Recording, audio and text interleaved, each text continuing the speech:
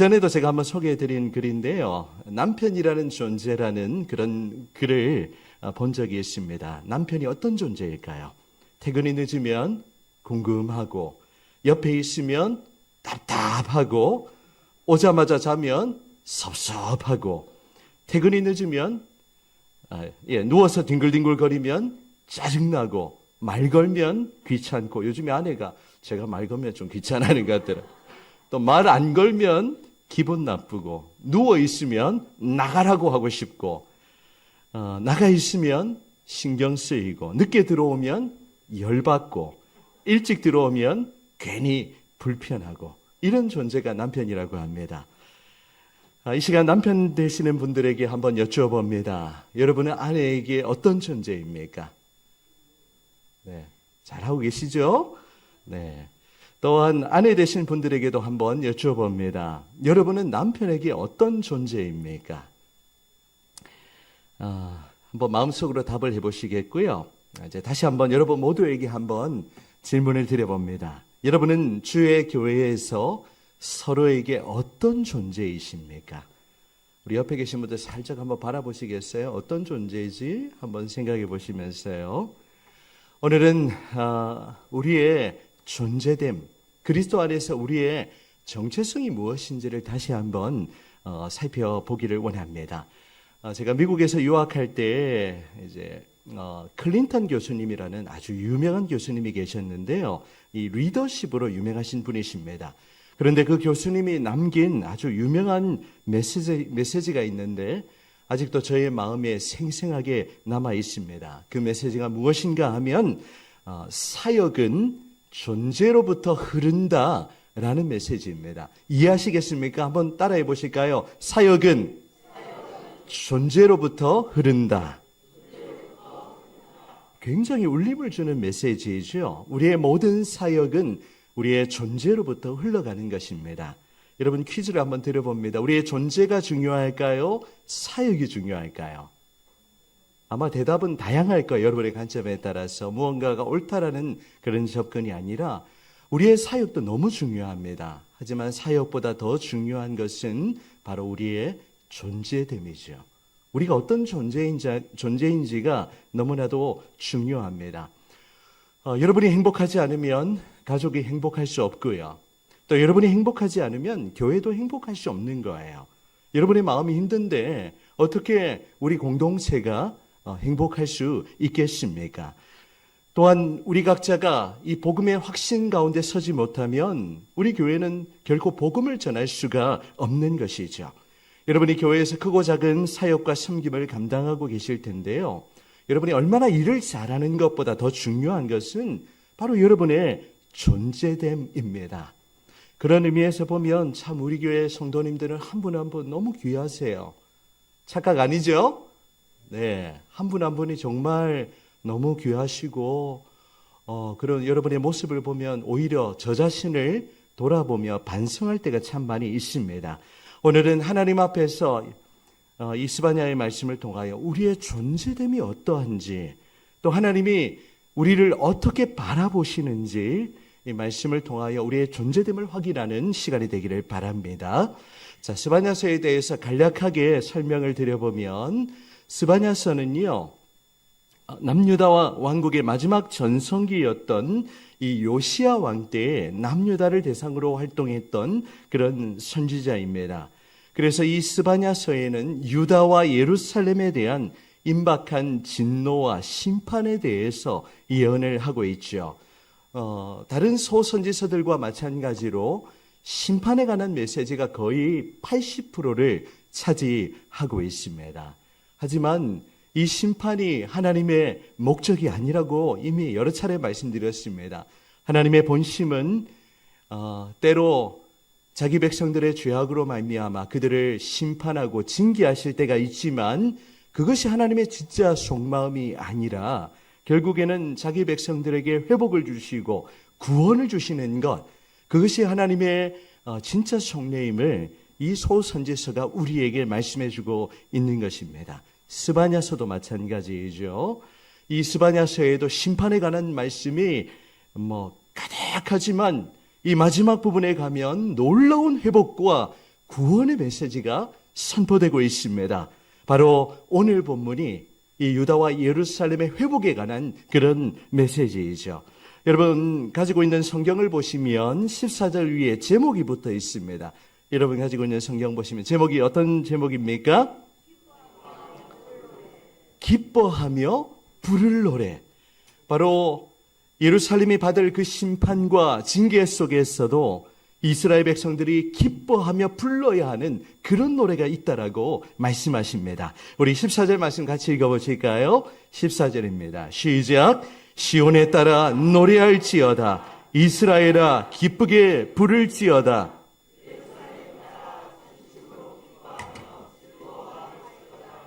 아멘. 잘 읽어주셨어요. 여러분, 하나님의 심판을 받는 이 이스라엘 백성들이 기뻐할 게 무엇입니까? 심판당하면 어떻게 해야 됩니까? 기뻐하는 게 아니라 자기 자신을 돌아보며 회개해야 되고 또 탄식하며 눈물 뿌리고 그렇게 하나님 앞에 서야 하는데 하나님께서는 이런 심판 가운데서도 기뻐하며 즐거워하라는 그런 메시지를 주고 계십니다. 나라가 멸망을 당하고 또 백성들은 포로로 끌려가고 이 형편을 보면 기뻐해야 되는 이유가 전혀 없는 이 유다 백성들에게 하나님은 기쁨의 노래를 회복하라는 그런 말씀을 주고 계시는 것이죠. 이 14절 한 구절에 보면 비슷한 단어가 4번이나 반복되는 것을 보게 됩니다. 어떤 단어입니까? 다시 보여주시면 노래하라, 노래할지어다, 기쁘게 부를지어다, 전심으로 기뻐하며 즐거워할지어다. 여러분 우리의 삶을 보면 솔직히 기뻐해야 될 이유가 별로 없는 것 같아요.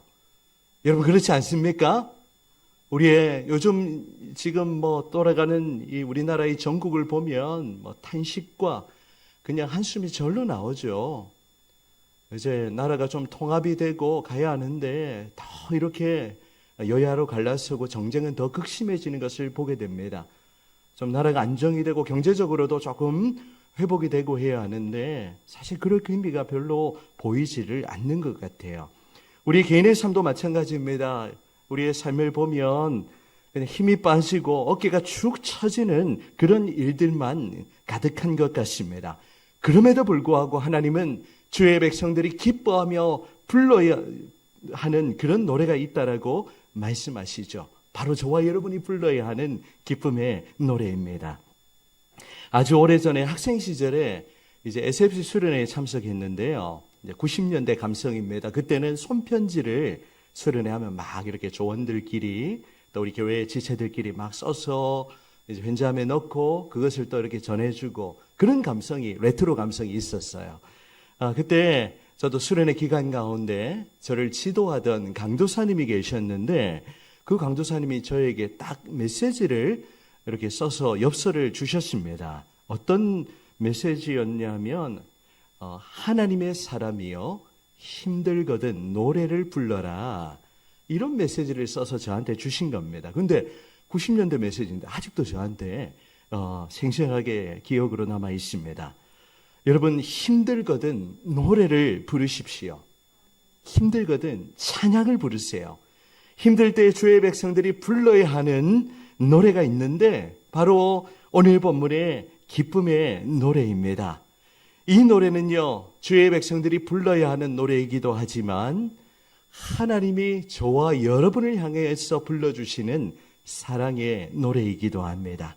그런데 이 노래의 가사 속에는 우리가 어떤 존재인지를 선명하게 잘 보여주고 있습니다. 우리의 존재됨을 깊이 깨닫는다면 우리도 형편과 상황에 관계없이 기쁨의 노래, 기쁨의 찬송을 부르는 삶을 살아갈 수 있는 것입니다. 우리가 어떤 존재일까요? 우리 3가지로 함께 나누도록 하겠습니다. 첫 번째 같이 읽어보실게요. 시작. 그리스도 안에서 죄 용서함을 받은 존재입니다. 아멘. 여러분 이것이 우리가 이미 잘 알고 있는 메시지지만 너무너무 중요한 메시지예요. 여러분 어느 세상에 어느 종교에서 이 죄사함에 대해서 말하는 종교가 있습니까? 오직 이 그리스도께서 우리 인생에 그 냄새나고 더럽고 추한 죄를 십자가를 통하여 용서해 주셨다는 메시지가 바로 기독교의 복음인 것입니다. 오늘 15절에 이렇게 선포하고 계십니다. 우리 15절 같이 읽어보십니다. 시작. 여호와가 내 형벌을 제거하였고 내 원수를 쫓아냈으며 이스라엘 왕 여호와가 내 가운데 계시니 내가 다시는 화를 당할까 두려워하지 아니할 것이라. 아멘. 여러분, 우리가 기쁨의 노래를 부를 수 있는 이유는 바로 우리가 그리스도 안에서 죄의 용서함을 받은 존재이기 때문에 그러합니다. 15절 말씀에 선포하는 것처럼 여호와가 내 형벌을 어떻게 했다고요? 제거해 버렸다는 거예요. 우리 인생이 담당해야 되는 그 죄에 대한 그 심판과 진노를 하나님이 그리스도 안에서 그렇게 가져가 버리셨습니다. 우리에게 있던 그 무거운 죄와 그 끔찍한 그 형벌을 하나님이 제거해 주셨다는 거예요. 우리가 예수를 믿는 이유가 바로 여기에 있는 것이죠. 오직 예수가 아니면 우리 죄를 용서받을 길이 전혀 없는 거예요. 우리의 행위로 노력으로 아무리 애를 써봤자 이 죄의 문제는 절대로 해결할 수가 없는 것입니다. 하지만 하나님은 예수님의 그 십자가의 피로 말미암아 우리의 모든 죄를 용서하시고 우리의 형벌을 제하여 주셨습니다. 할렐루야. 여러분, 죄를 가지고 있는 사람은요, 늘 마음에 수치와 부끄러움, 또 두려운 마음, 또 늘 여러 가지 그런 마음들로 가득하게 되어 있어요. 하지만 우리 그리스도인은 이 죄의 문제를 해결받은 존재이기 때문에 우리의 마음이 기쁠 수밖에 없는 것이죠. 이 죄 용서의 확신은 우리의 삶의 모든 문제를 다 덮고도 남음이 있는 것입니다. 하나님은 십자가에서 우리 인생의 그 근본적인 죄의 문제를 영원히 해결해 주셨습니다. 시편 103편 12절의 말씀, 동이 서에서 먼 것 같이 우리의 죄가를 우리에게서 어떻게 하셨다고요? 멀리 옮기셨으며 라고 그렇게 말씀합니다. 우리가 받을 그 형벌을 십자가에서 예수님이 대신 짊어지셨기 때문에 우리는 더 이상 죄의 저주 아래 있지 않습니다.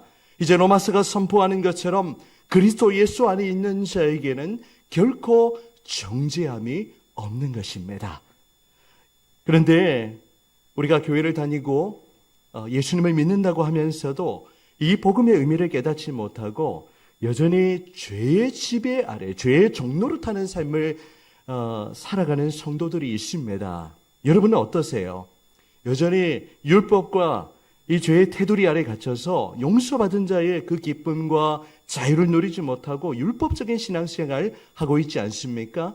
무언가 내가 좀 더 해야 될 것 같고, 아니면 내가 죄 용서 못 받을 것 같고, 우리의 모든 신앙적인 예배, 또 기도, 또 섬김, 그거 해야 내가 구원받을 것 같고, 그것은 복음에 대한 오해입니다. 여러분, 우리가 주의 교회를 섬기고 여러 가지 헌신과 봉사를 감당하는 것은 우리가 구원받은 것에 대한 반응으로 하는 것이지 구원받기 위해서 그렇게 하는 게 아니에요. 이미 예수님께서 십자가에서 우리의 모든 죄를 담당하시고 우리를 모든 죄의 저주로부터 해방시켜 주신 줄 믿습니다. 그래서 우리는 이 기쁨의 노래를 부를 수가 있는 거예요. 하나님께서 우리의 모든 형벌을 제거하셨고 원수를 쫓아내셨으며 다시는 우리가 화를 당할까 두려워할 필요가 전혀 없는 것입니다. 여러분, 우리 인생 이제 다양한 연령대가 이 자리에 함께 하니까요. 20대부터 80대까지 계신데 우리 80대 우리 선배님들, 우리 어른들은 인생이 참 짧다라는 그런 고백 하실 겁니다. 우리 김영길 집사님 그런 고백 하시지요? 한순간에 지나가지요? 네. 여러분, 인생이 길 것 같지만 특별히 우리 젊은 우리 청년들 또 3040 세대들 우리 인생 쏜살같이 지나가게 될 것입니다. 그리고 언젠가 하나님의 부름을 받을 날이 있고 하나님의 그 심판대 앞에 다 서게 될 거예요. 그때 우리가 하나님 앞에서 어떤 말을 할 수 있겠습니까? 우리가 붙들어야 되는 것 오직 예수 그리스도의 십자가밖에 없는 줄 믿습니다.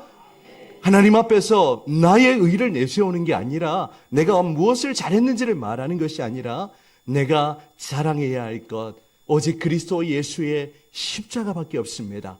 내가 예수님을 믿고 있으니 내가 그리스도 안에서 모든 죄를 사함받았으니 그 형벌을 제하여 주셨으니 우리가 하나님 앞에 당당하게 설 수 있는 것이죠.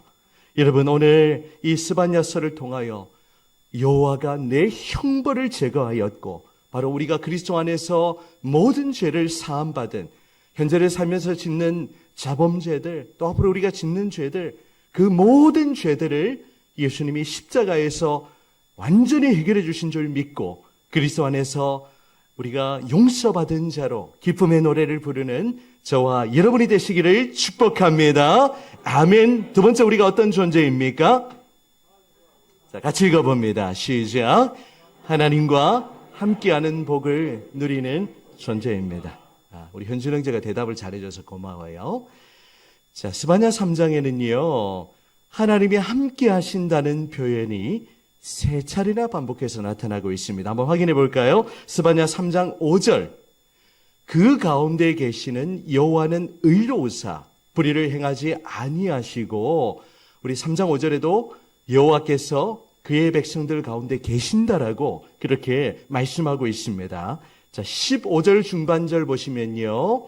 여호와가 내 형벌을 제거하였고 내 원수를 쫓아냈으며 같이 읽어보실까요? 이스라엘 왕 여호와가 내 가운데 계시니 아멘. 자, 또 한 구절이 있습니다. 17절 상반절만 우리 빨간 글씨와 함께 있습니다. 시작. 너의 하나님 여호와가 너의 가운데 계시니 아멘. 여러분 우리가 기뻐하며 즐거워할 수 있는 이유가 무엇입니까? 하나님께서 바로 자기 백성들 가운데 거하시기 때문이죠.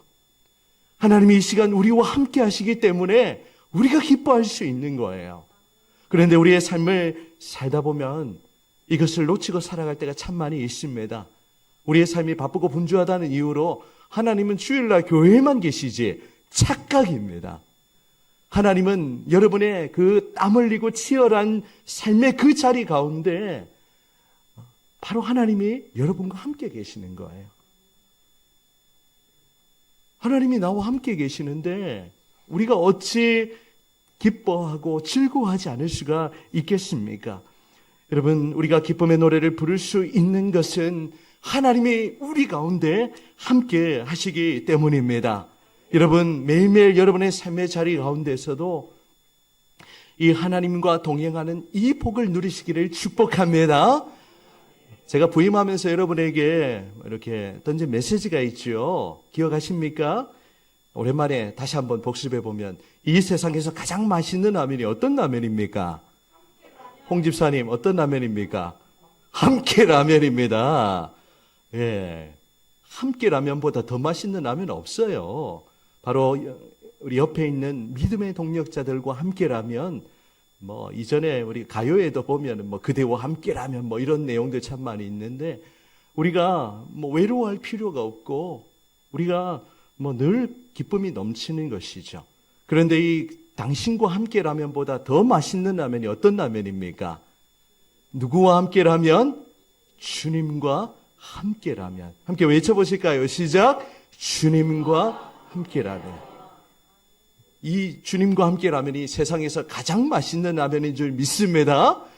여러분이 정말 세상 살이 가운데 힘들고 지쳐있는 그 순간에도 주님이 여러분과 함께 하신다는 사실을 한순간도